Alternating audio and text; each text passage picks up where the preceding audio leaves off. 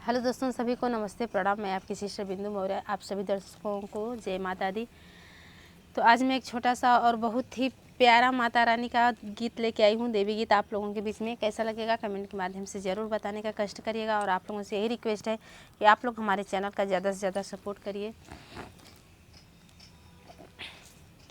शिव जी का अखिया लाली हो, पट खोला भवानी।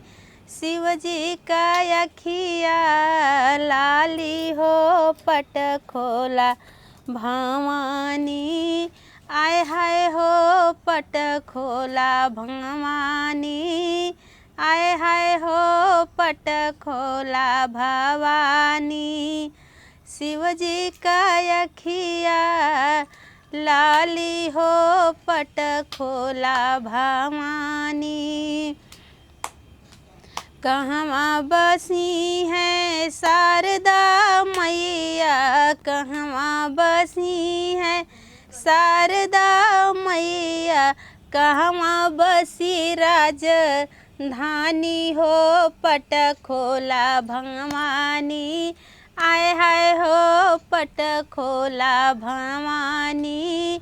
कहवा बसी राजधानी हो, पट खोला भवानी।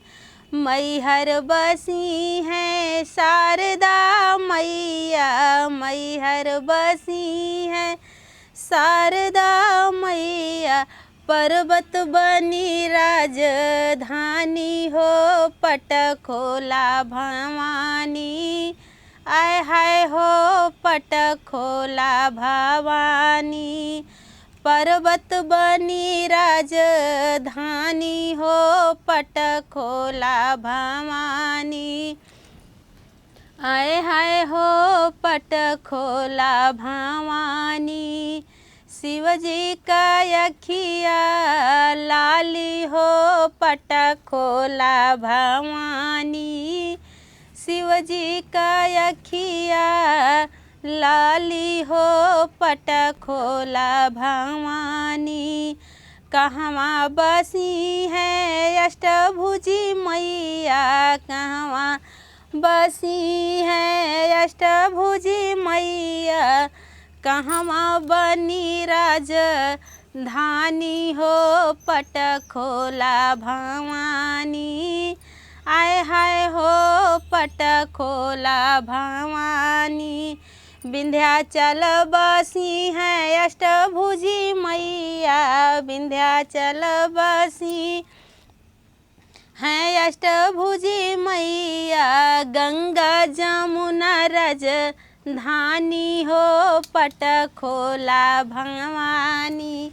गंगा जमुना राजधानी हो, पट खोला भवानी। आय हाय हो, पट खोला भवानी।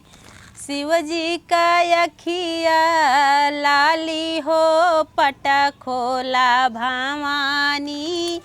शिव जी का अखिया लाली हो, पट खोला भवानी।